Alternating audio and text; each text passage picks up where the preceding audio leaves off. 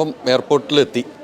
ഞാൻ നേരത്തെ പറഞ്ഞ പോലെ പല ഫ്ലൈറ്റിലാണ് എല്ലാവരും വരുന്നത്. അതുകൊണ്ട് തന്നെ എല്ലാവരും ഒരുമിച്ച് എയർപോർട്ടിലേക്ക് എത്തുന്നില്ല. ഇപ്പോൾ എത്തിവർ പോവുകയാണ്. എന്തായാലും നമുക്കറിയാം ആ ഷോ കാണാനുള്ള തിരക്കാണ് മലയാളികളുടെ. അത്ര വലിയൊരു ഷോ ആയിരിക്കും. ലാലേട്ടൻ മമ്മൂക്കായുമുള്ള ഒരു ഷോ എന്ന് പറയുമ്പോൾ തന്നെ, ഒരുമിച്ചുള്ള ഷോ എന്ന് പറയുമ്പോൾ നമുക്കറിയാമല്ലോ. ഇപ്പം എല്ലാവരും ഈ ബൈക്കിൽ നിൽക്കുന്നവരൊക്കെ അങ്ങനെ അതിൻ്റെ ഒരു ഷോയ്ക്ക് വന്നവരാണ്. കുറേ പേര് ഒരേ ഒരു വണ്ടി വരുന്നു, അവരവർ പോകുന്നു. ഇതാണ് ഈ ഷോയുടെ പ്രത്യേകത. പല ഫ്ലൈറ്റിലാണ് വരുന്നത്. ചാർട്ടേഡ് ഫ്ലൈറ്റ് അല്ലാത്തതുകൊണ്ട് പല ഫ്ലൈറ്റിലാണ് ആളുകൾ വന്നത്. അതുകൊണ്ട് എല്ലാവരും ഒരുമിച്ച് കിട്ടുന്നില്ല എന്ന് മാത്രമുള്ളൂ. ഏതായാലും ഒന്നും കൂടെ നമുക്ക് ആളുകളോട് ചോദിച്ച് പോകേണ്ട വരുമെന്ന് എനിക്ക് തോന്നുന്നു. നേരെ നമുക്ക് ബാബുച്ചേട്ടൻ്റെ അടുത്തേക്ക് തന്നെ പോകണം. ബാബുച്ചേട്ടാ ഓക്കെ അല്ലേ? സമയം ഇപ്പോൾ എത്രയായെന്ന് പറയുമോ? സമയം നാട്ടിൽ 7:44. ഇവിടെ എത്രയായി? അല്ല, ഇവിടെ 7:44, അവിടെ 10:10. അവിടെ നമ്മൾ ഉണർന്നു. അതെ, ഇവിടെ ഉണർന്നിരിക്കുകയാണ്. അതെ. ഇനി ഉണർന്നിരിക്കുന്ന രാത്രികളാണ്. എല്ലാവരും ശരിയാവും. അതൊന്ന് ഉറങ്ങി എൻ്റെ ഉഷാറാവും. അപ്പോൾ എങ്ങനെയൊക്കെയാ പ്ലാനിങ്? ഇങ്ങനെയല്ല, എല്ലാ ഷോയിനും ഇങ്ങനെയൊക്കെ തന്നെയാണ്. നമ്മൾ യാത്രയാണ്. അതുകൊണ്ടാണ് നമ്മൾ പലപ്പോഴും കേരളത്തിൽ ഷോ ചെയ്യാൻ മതിയെന്ന് വെക്കുന്നതിൻ്റെ കാരണം ഈ കൂട്ടിപ്പിടിക്കൽ വലിയ ബുദ്ധിമുട്ടാണ്. ഷോ ചെയ്യാനുള്ള ബുദ്ധിമുട്ട്. ഈ ഇത്ര ആൾക്കാരെ ഒരുമിച്ച് കൊണ്ടുവന്ന് ഒരു സ്ഥലത്തൊരു ഷോ ചെയ്യാന്ന് പറയുന്നതിൻ്റെ ഒരു പ്രായോഗികമായിട്ടുള്ള ബുദ്ധിമുട്ടാണ് അതിൻ്റെ കാരണം. സ്റ്റേജ് വിസ അങ്ങനെ 100 പ്രശ്നങ്ങളുണ്ടാവുമല്ലോ. അപ്പോൾ അതൊക്കെയാണ്. ഖത്തറിൽ വരുമ്പോൾ ഇങ്ങനത്തെ ഒരു വിസയുടെ ഒക്കെ പ്രശ്നമാണ്. അല്ല, അതിപ്പോൾ ദുബായിലും ഒക്കെ ഉണ്ട്. ദുബായിൽ പക്ഷേ എങ്കിലും അതിൻ്റേതായ പ്രശ്നങ്ങളുണ്ട്. എളുപ്പമല്ല. ഈ പ്രശ്നങ്ങളൊന്നും നമുക്ക് പ്രശ്നമല്ല. നമ്മൾ ഷോ അടിച്ചു പൊളിക്കും. ഇത് സാധാരണയാണ്. ചെറിയ പ്രശ്നങ്ങളാണ് ഇതൊക്കെ.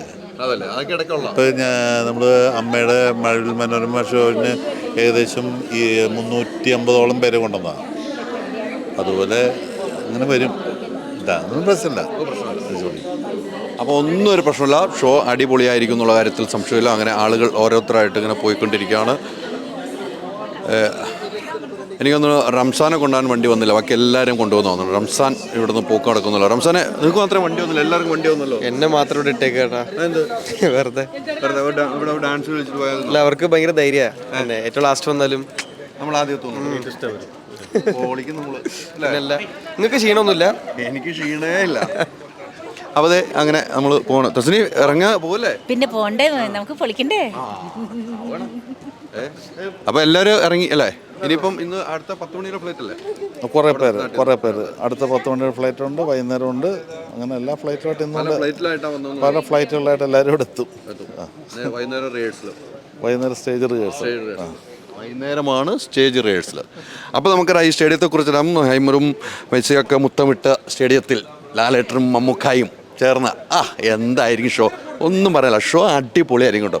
ഇപ്പോഴും ടിക്കറ്റ് കൗണ്ടറുകളിൽ ടിക്കറ്റ് വിറ്റുകൊണ്ടിരിപ്പുണ്ട്. ആ ടിക്കറ്റ് നിങ്ങൾക്ക് സ്കാൻ ചെയ്തെടുക്കാം. ആ ടിക്കറ്റ് നിങ്ങൾ എടുത്താൽ നിങ്ങൾക്ക് ഇപ്പോഴും ഷോ കാണാനുള്ള അവസരമാണ് നമ്മൾ നൽകിക്കൊണ്ടിരിക്കുന്ന കാര്യത്തിൽ സംശയമില്ല. അപ്പം അടിപൊളിയായിട്ടാണ് ഷോ എന്ന കാര്യത്തിൽ സംശയമില്ല. നമുക്കറിയാം ഖത്തറിൽ ഇത്രയും വർഷം കണ്ട ഷോയിൽ ഏറ്റവും ഗംഭീര ഷോ ആയിരിക്കുമെന്ന കാര്യം ഉറപ്പ് നൽകാൻ കഴിയും. നമ്മുടെ ഈ റിഹേഴ്സലും കാര്യങ്ങളെല്ലാം പ്രേക്ഷകരുടെ മുമ്പിലേക്ക് എത്തിക്കുന്നത് മൂവി വേൾഡ് മീഡിയയാണ് എന്ന കാര്യം ഓർക്കുന്നു. ഓക്സിജനാണ് നമ്മുടെ സ്പോൺസർ. അതോടൊപ്പം ജെയിൻ യൂണിവേഴ്സിറ്റി, ഇവർ രണ്ടുപേരുമാണ് നമ്മുടെ സ്പോൺസർ. ഇന്ന് രാത്രി റിഹേഴ്സൽ, നാളെ 7 മണിക്ക് ഷോ. ആ ഷോ തുടങ്ങിയാൽ 4 മണിക്കൂർ നോൺ സ്റ്റോപ്പ് ഷോയാണ്. അപ്പം ഖത്തറിലുള്ള എല്ലാ മലയാളികളും ടിക്കറ്റ് എടുക്കാൻ തയ്യാറാവുക. ഞങ്ങളിത് പുറത്തേക്ക് ഇറങ്ങിയാണ്. ഇനി അടുത്ത ഫ്ലൈറ്റിന് വരുമ്പോൾ ആളുകളെ കാണേണ്ടതുണ്ട്. അപ്പോൾ ഓക്കെ. ഓക്സിജനിൽ വമ്പിച്ച വിലക്കുറവുമായി കേരളം കൂളാകും AC discount sale. Oxygen, the cooling expert.